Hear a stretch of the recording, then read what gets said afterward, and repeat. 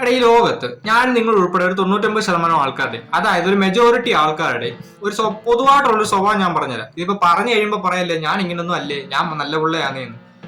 എല്ലാരും ഇങ്ങനെയൊക്കെ തന്നെ, അറിഞ്ഞോ അറിയാതെയോ എന്തുവാന്നല്ലയോ. നമ്മുടെ സങ്കടങ്ങളെക്കാൾ ഏറ്റവും കൂടുതൽ വിഷമം ഉണ്ടാക്കുന്നത് മറ്റുള്ളവന്റെ സന്തോഷമായിരിക്കും. ഇപ്പൊ ഏകദേശം കത്തിക്കാണുമായിരിക്കുമല്ലോ.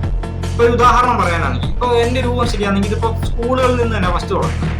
അതായത് എല്ലാ പുറപ്പുകളിലും, അതായത് എല്ലാ മൂഞ്ചിത്തരത്തിലും നമ്മുടെ കൂടെ കാണും. എന്നിട്ട് പരീക്ഷയ്ക്ക് മാർക്ക് വരുമ്പോൾ നമ്മൾ തോക്കും, അവൻ ജയിക്കും. ഒരു പരീക്ഷയും തോക്കാത്ത ആരും കാണത്തില്ലല്ലോ.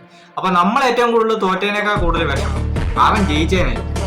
അതേപോലെ വേറെ പറയാം, ഇപ്പോ സ്വന്തം കുടുംബത്തിലുള്ള മകനോ അല്ലെങ്കിൽ കുടുംബത്തിലുള്ള ആരെങ്കിലും മൂഞ്ചിത്തില്ല, അപ്പൊ അപ്പുറത്തെ വീട്ടിലുള്ള അവൻ രക്ഷപ്പെട്ടു അല്ലെ അവൾ രക്ഷപ്പെട്ടു.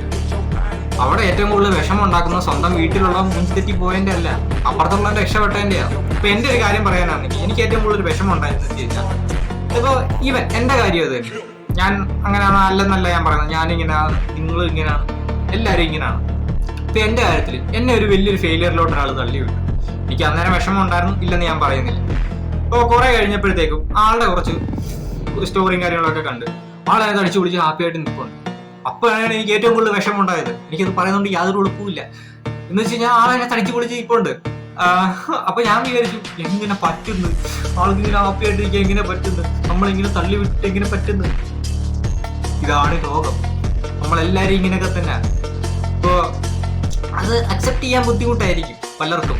ഇതിപ്പോ എന്റെ കാര്യം പറഞ്ഞു, അത് എന്റെ രീതിയിൽ. ഇപ്പൊ പലർക്കും അത് പല രീതിയിലായിരിക്കും. ചെറിയ രീതിയിലും ഒരു അസൂയെങ്കിലും ഉണ്ടാവും പല രീതിയിൽ. ഇപ്പൊ ഇതിനെ പറയുമ്പോഴാണെങ്കിൽ കമ്പാരിസൺ എന്നൊക്കെ വേണം പറയാം.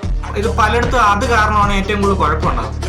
എന്ന് വെച്ച് കഴിഞ്ഞാൽ അവനെ ഇവനെ വെച്ചുള്ള കമ്പാരിസൺ, അവളെ ഇവളെ വെച്ചുള്ള കമ്പാരിസൺ പല രീതിയിൽ വരും. ഇതൊക്കെ തന്നെ പലരുടെ ലൈഫിലൊക്കെ ഇതൊക്കെ റിലേറ്റഡ് ആയിട്ടൊക്കെ വരും. അപ്പൊ എന്താന്ന് വെച്ചാൽ കമന്റ് ചെയ്യാം. അപ്പൊ എന്തെങ്കിലും ഇതുപോലെ കണ്ടന്റുകളൊക്കെ എന്തെങ്കിലും ചെയ്യണമെങ്കിൽ ജസ്റ്റ് ഒന്ന് കമന്റ് ചെയ്താൽ മതി. എന്തെങ്കിലും കാര്യത്തെ കുറിച്ചൊക്കെ സംസാരിക്കണമെങ്കിൽ. അപ്പൊ എനിക്ക് കാര്യങ്ങൾ കുറച്ച് എളുപ്പമാവും. Okay, by.